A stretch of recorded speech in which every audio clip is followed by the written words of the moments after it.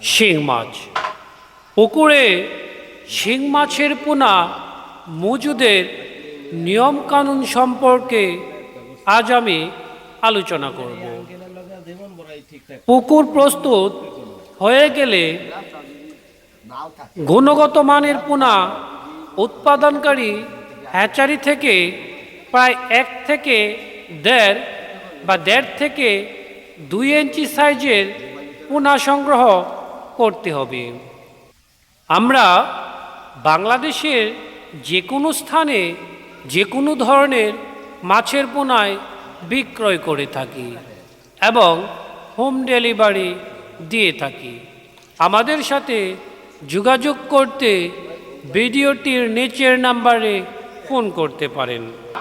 না জানার কারণে শিং মাছের পোনা মজুদের পর ব্যাপক হারে মরক দেখা দেয়।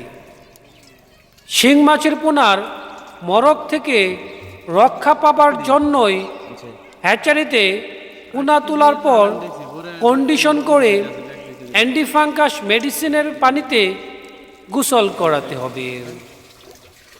এরপর পোনা ডেলিভারি দিতে হবে।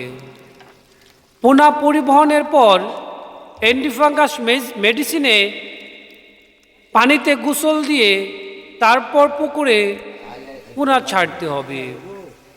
তা না হলে পোনা পুকুরে ছাড়ার পর ক্ষত রোগে আক্রান্ত হতে পারে এবং মরক দেখা দিতে পারে।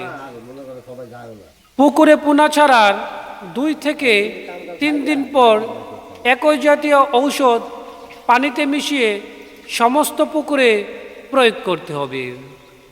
এভাবে শিং মাছের পোনা মজুত করলে আর কোনো রোগবালাই আসবে না।